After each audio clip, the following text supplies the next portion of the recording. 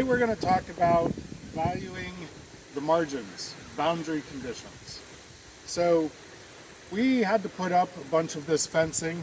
As you might know if you've been following our channel, we have significant deer pressure, and so to try to protect the beginnings of our orchards and to create kind of a safe space from the deer, we've been doing the fencing. Well, fencing can also serve other purposes. This is helping us establish a boundary.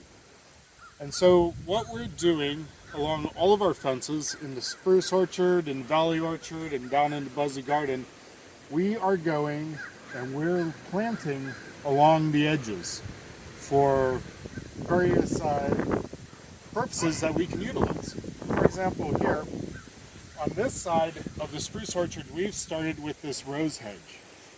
And intermixed with the roses, we've got catnips, we've got wormwoods, and of course comfrey, as we put in many places. Now, these roses, these attract pollinators. They also are a trap crop for things like Japanese beetle, right? So we can collect those and we can dispose of those later.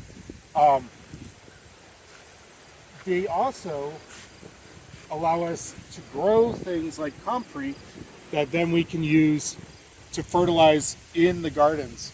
The comfrey for this particular guild system is going to work to fertilize these roses. That's what we're going to use them exclusively for, so I don't have to use nitrogen. As you can see, we've got more catnip coming in. You see that's probably one of our bees getting off of it. There you go, girl. We just interspace it and we get more comfrey. This allows us to have a hedge. This attracts more wildlife, it creates more diversity, and normally you'd want your boundary to be more sinuous or expanding out.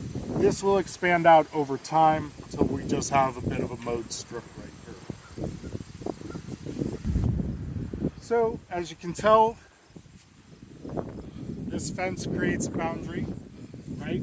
We're keeping kind of a mowed space between it, but we're going to utilize this section here and we've put in a bunch of grapes. So we're going to try to get a yield with grapes. We need to still build out these guilds, still trying to think what we're going to pair with grapes to support them. Maybe it'll be comfrey again, maybe it'll be some other plant that works better with grapes. And we're going to build these up and we're going to trellis these. So this is the south-facing side of this boundary for this orchard. And these should get lots of sun and provide for us grapes, hopefully in a couple years. Here is the north side of the spruce orchard. You can tell because we've got this lovely big white spruce tree here. That's why we call it the spruce orchard. It helps create shade and do other different microclimates here in this environment, so very thankful for that tree. Going along here, I'm building out, as I am at some of the other orchards. This is a comfrey hedge. So comfrey, again, wonderful plant.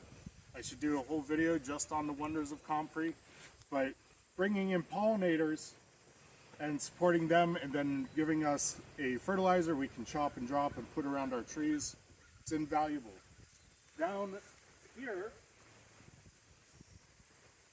this is a lilac that was existing when we first started setting up the space. But under the lilac, here's another mixture I'm putting in. This is sunchoke or Jerusalem artichoke. And this is a food. So I want this to establish and just keep coming up wildly mixed with the comfrey. And that's something we can rely on later.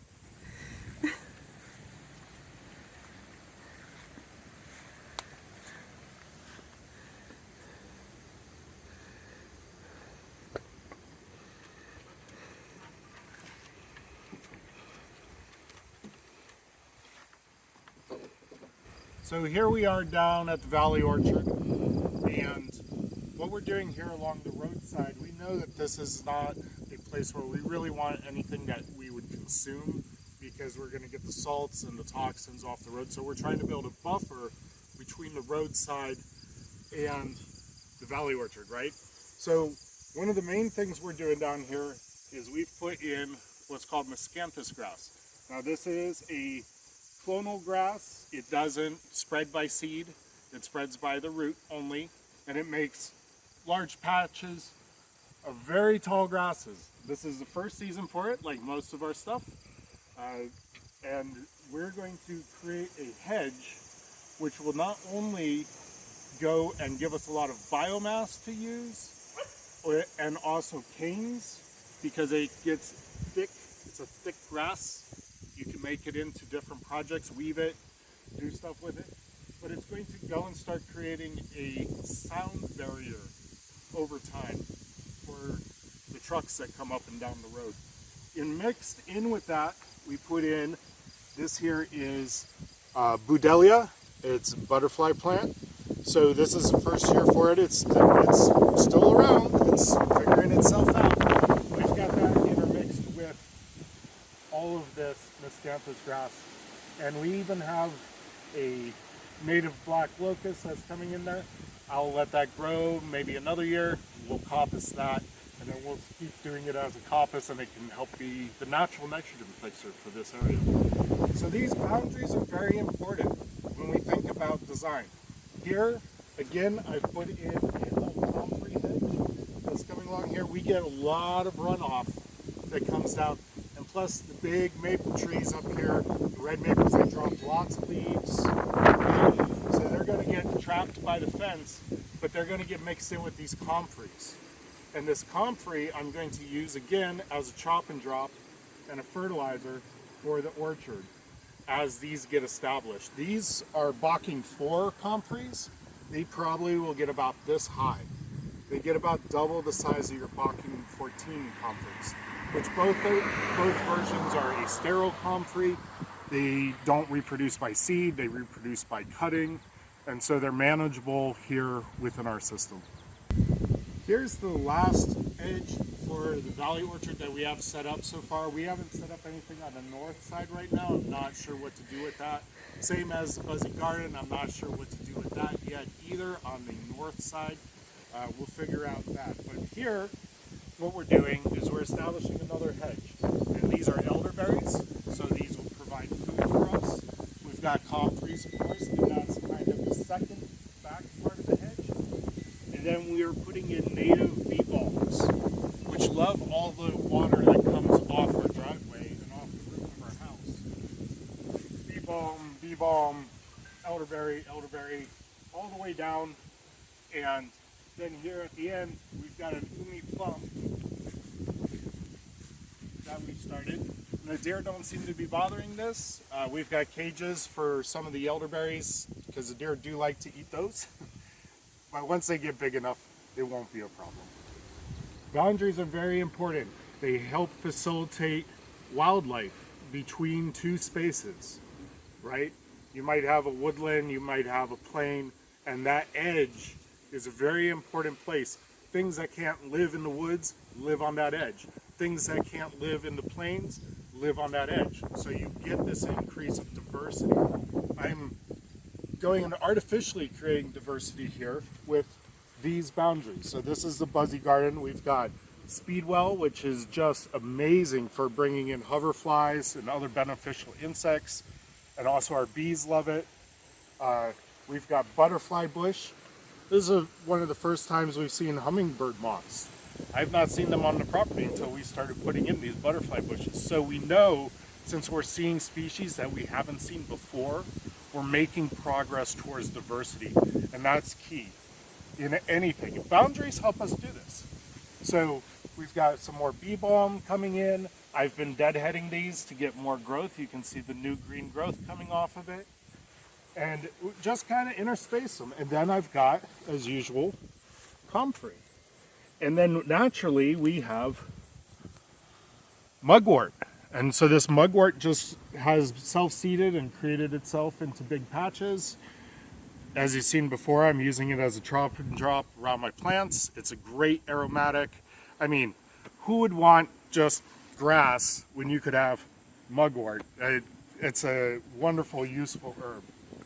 And we just go and we create this artificial boundary, and then down in the apiary, the bees can come and feed off all this wonderful nectar-rich sources, and we'll just keep increasing it over time. So we just went and started here with the Buzzy Garden since we just put this in, and we planted in this comfrey. So this comfrey is about a month old. It's very small right now, but eventually this is that Bocking 4. It's going to be very, very large in a couple of years. Again, we're taking advantage of all the runoff that comes down the driveway, and this comfrey hopefully will create some of the barrier for that moisture and be able to suck it up and use it, and then we can reutilize the comfrey for ourselves. And I mean, it's a great nectar-ready plant. The insects love it. Over here, we have kind of our new secret project going on over here. We'll tell you about that later. But if you look at this. Here is a hummingbird moth. Right there. Oh. It just left. I didn't catch it on camera. It's but we've got the bee balm, we've got the comfrey. I'm putting in some serviceberry. It's figuring itself out. When we had the real high heat event, we lost some of them, but if you look, even though it's a bit crisp, it's coming back. So that's a tough tree. It's going to be a little shrub-like tree right here, which will be great once these come up and they start providing a little bit of shade. So we're going to plant a bunch of peppers and tomatoes eventually in the Buzzy Gardens with more raised beds over time.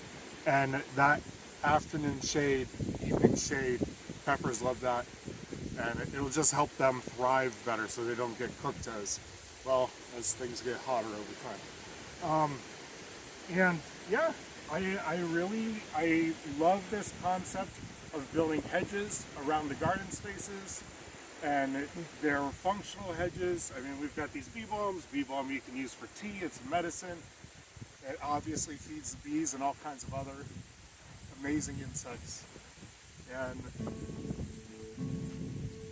yeah, I'm looking forward to seeing how it turns out in a couple of years.